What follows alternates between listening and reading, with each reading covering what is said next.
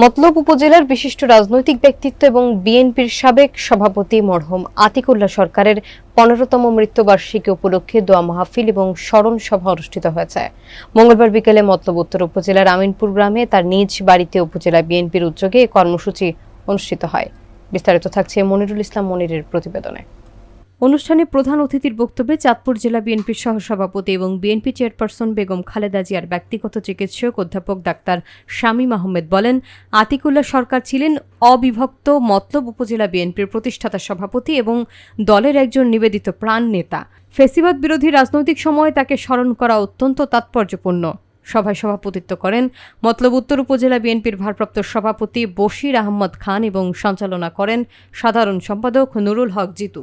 বিশেষ আলোচক হিসেবে বক্তব্য রাখেন কৃষক দলের কেন্দ্রীয় যুগ্ম সাধারণ সম্পাদক ব্যারিস্টার ওবায়দুর রহমান টিপু এবং হাসানপুর সরকারি ডিগ্রি কলেজের সাবেক অধ্যক্ষ জাকির হোসেন জামাল। স্মরণ সভার আগে মরহুম আতিকুল্লাহ সরকারের কবর জিয়ারত ফুল দিয়ে শ্রদ্ধা নিবেদন করেন বিএনপি ও অঙ্গ সংগঠনের নেতৃবৃন্দ।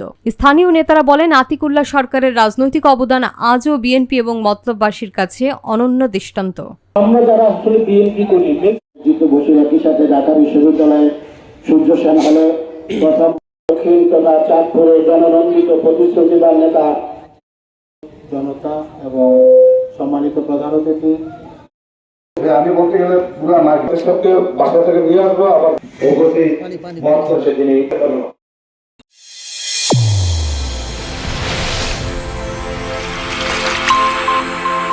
চ্যানেল A1 হৃদয়ের স্পন্দন।